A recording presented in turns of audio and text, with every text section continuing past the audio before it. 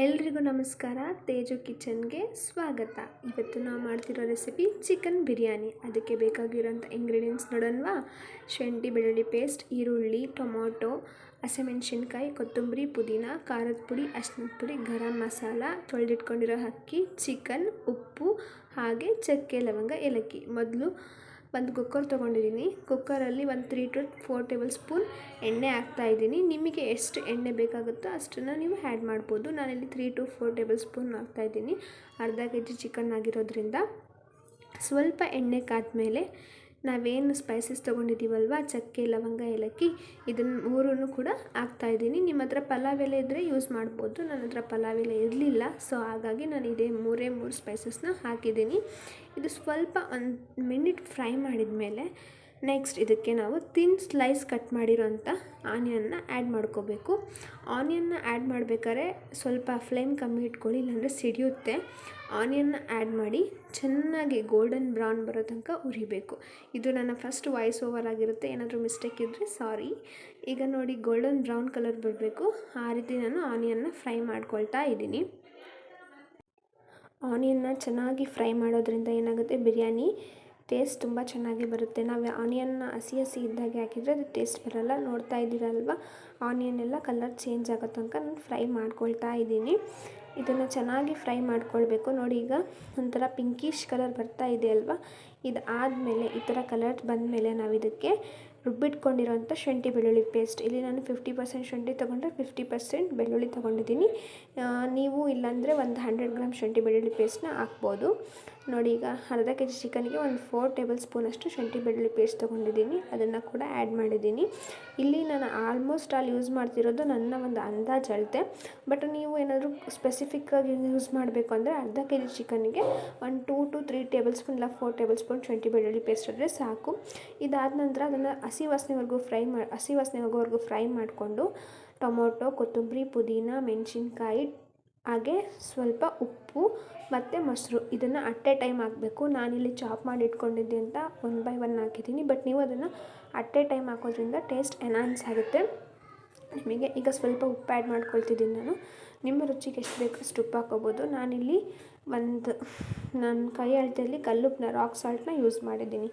ಈ ಕಲ್ಲುಪ್ಪು ಹಾಕಿದ್ಮೇಲೆ ಮತ್ತೆ ನಾವು ಚೆನ್ನಾಗಿ ಫ್ರೈ ಮಾಡಬೇಕು. ಯಾಕಂದರೆ ಇಲ್ಲಿ ನಾವೇನು ಹಾಕಿದೆಯಲ್ವ ಇಂಗ್ರೀಡಿಯೆಂಟ್ಸ್, ಅದು ಸ್ವಲ್ಪ ಚೆನ್ನಾಗಿ ಫ್ರೈ ಆಗಬೇಕು. ಫ್ರೈ ಆದ್ರೇ ಅದು ಟೇಸ್ಟ್ ಬರೋದು. ಹಸಿ ಹಾಗೇ ಇದ್ದರೆ ಅದು ಟೇಸ್ಟ್ ಬರೋಲ್ಲ. ಬಿರಿಯಾನಿನ ನೀವು ಎಷ್ಟು ಫ್ರೈ ಮಾಡ್ತೀರಾ ಅದು ಚೆನ್ನಾಗಿರುತ್ತೆ. ಈಗ ನೋಡಿ, ಅರಿಶಿನದ ಪುಡಿ ಹಾಕ್ತಾಯಿದ್ದೀನಿ.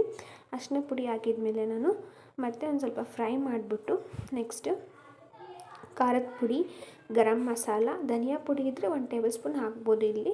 ಬಟ್ ನಾನಿಲ್ಲಿ ಈಗ ಧನಿಯಾ ಪುಡಿ ಕೂಡ ಇದ್ದಿಲ್ಲ, ಮೀನ್ಸ್ ಖಾಲಿ ಆಗಿದೆ. ಸೊ ದಟ್ಸ್ ವೈ ನಾನು ಏನು ಮಾಡ್ತಿದ್ದೀನಿ ಅಂದರೆ ಖಾರದ ಪುಡಿ ಮತ್ತು ಗರಂ ಮಸಾಲಾನ ಆ್ಯಡ್ ಮಾಡ್ತಿದ್ದೀನಿ. ನೀವು ಖಾರನ ನಿಮಗೆ ಎಷ್ಟು ಬೇಕೋ ಅಷ್ಟು ನೋಡಿ ಹಾಕ್ಕೊಳ್ಳಿ. ನಾನು ಇಲ್ಲಿ 2 ಮೆಣಸಿನ್ಕಾಯಿ ಹಾಕ್ಕೊಂಡು 1 ಟೇಬಲ್ ಸ್ಪೂನ್ ಖಾರದ ಪುಡಿ ಹಾಕಿದ್ದೀನಿ. ನಿಮಗೆ ಎಷ್ಟು ಬೇಕಾಗುತ್ತೋ ಅಷ್ಟು ಖಾರದ ಪುಡಿನ ನೀವು ಯೂಸ್ ಮಾಡ್ಕೊಳ್ಳಿ, ನಿಮ್ಮ ಸ್ಪೈಸಿಗೆ ತಕ್ಕಂಗೆ. ನೆಕ್ಸ್ಟ್ ಇದಾದಮೇಲೆ ಇದನ್ನು ಚೆನ್ನಾಗಿ ಫ್ರೈ ಮಾಡಬೇಕು. ಈ ಮಸಾಲೆ ಎಲ್ಲ ಆಯಿಲ್ ಬರಬೇಕು. ಮಸಾಲೆ ಎಲ್ಲ ಚೆನ್ನಾಗಿ ಫ್ರೈ ಆಗಿರೋ ಥರ ಸ್ಮೆಲ್ ಗೊತ್ತಾಗುತ್ತೆ ನಿಮಗೆ. ಮತ್ತು ಸೀಸಬಾರ್ದು. ಇದನ್ನು ಈ ರೀತಿ ಚೆನ್ನಾಗಿ ಫ್ರೈ ಮಾಡ್ಕೋಬೇಕು. ಇದಕ್ಕೆ ನೀವು ವೆಜಿಟೇಬಲ್ಸ್ ಹಾಕಿದರೆ ವೆಜಿಟೇಬಲ್ ಬಿರಿಯಾನಿ ಆಗುತ್ತೆ. ಅದೇ ನೀವು ಇದೇ ಥರ ಪ್ಲೇನ್ ಇದಕ್ಕೇ ಕುಷ್ಕ ಕೂಡ ಮಾಡ್ಕೋಬೋದು. ಇಲ್ಲಿ ನಾನು ಚಿಕನ್ ಯೂಸ್ ಮಾಡ್ತಾ ಇದ್ದೀನಿ. ಈಗ ನೋಡ್ತಾ ಇರ್ಬೋದು ನೀವು, ನಾನು ಇವಾಗ ಗರಂ ಮಸಾಲಾನ ಆ್ಯಡ್ ಮಾಡ್ತಿದ್ದೀನಿ. ಗರಂ ಮಸಾಲ ಆ್ಯಡ್ ಮಾಡಿದ್ಮೇಲೂ ಕೂಡ ನಾನು ಒಂದು 2 ಮಿನಿಟ್ಸ್ ಚೆನ್ನಾಗಿ ಫ್ರೈ ಮಾಡ್ಕೊಳ್ತೀನಿ. ಏಕೆಂದರೆ ನಾವು ಯಾವುದೇ ಒಂದು ಐಟಮ್ ಹಾಕಿದ ಮೇಲೆ ಚೆನ್ನಾಗಿ ಫ್ರೈ ಮಾಡೋದ್ರಿಂದ ಚೆನ್ನಾಗಿ ಟೇಸ್ಟ್ ಬರುತ್ತೆ. ನಾವು ಹಾಗೆ ಸಡನ್ನಾಗಿ 1 by 1 ಹಾಕಿದರೆ ಅದಷ್ಟು ಟೇಸ್ಟ್ ಬರೋದಿಲ್ಲ. ನೋಡಿ, ಈಗ ನಾನು ಫ್ರೈ ಮಾಡ್ಕೊಳ್ತೀನಿ. ಅದನ್ನು ಕೂಡ ಚೆನ್ನಾಗಿ ಫ್ರೈ ಮಾಡ್ಕೋಬೇಕು. ಎಣ್ಣೆ ಬಿಡೋವರೆಗೂ ಚೆನ್ನಾಗಿ ಫ್ರೈ ಮಾಡ್ಕೋಬೇಕು. ಈ ಬಿರಿಯಾನಿ ಸ್ಮೆಲ್ ನೀವು ಮಾಡ್ಬೇಕಾದ್ರೆ ನಿಮ್ಮ ಮನೆಯಲ್ಲೆಲ್ಲ ಬರ್ತಾ ಇರುತ್ತೆ. ಇನ್ನು ಚಿಕನ್ ಕೂಡ ಆಗಿರಲ್ಲ, ಈ ಮಸಾಲೆಯಲ್ಲೇ ಅಷ್ಟು ಒಂದು ಫ್ಲೇವರ್ಫುಲ್ಲಾಗಿ ಇರುತ್ತೆ.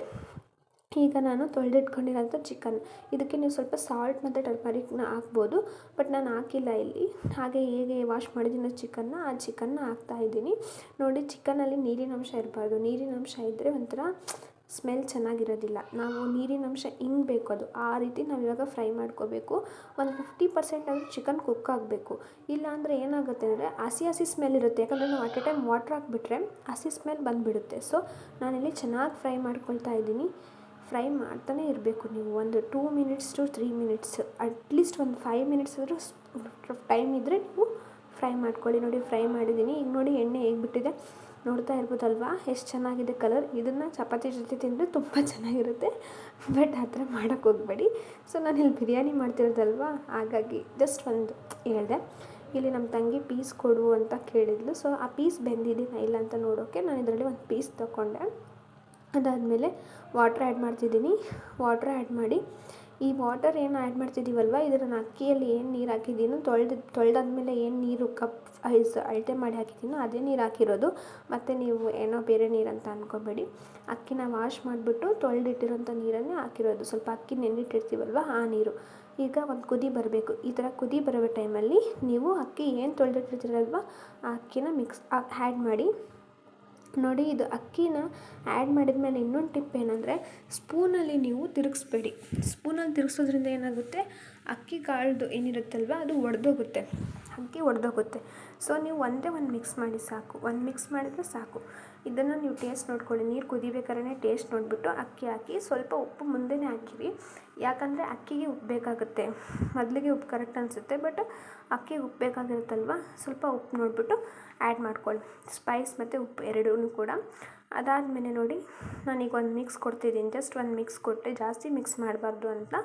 ಈಗ ಒಂದು ಮಿಕ್ಸ್ ಆದಮೇಲೆ ನಾನು 2 ವಿಷಲ್ಸ್ನ ತೊಗೊಳ್ತಾ ಇದ್ದೀನಿ.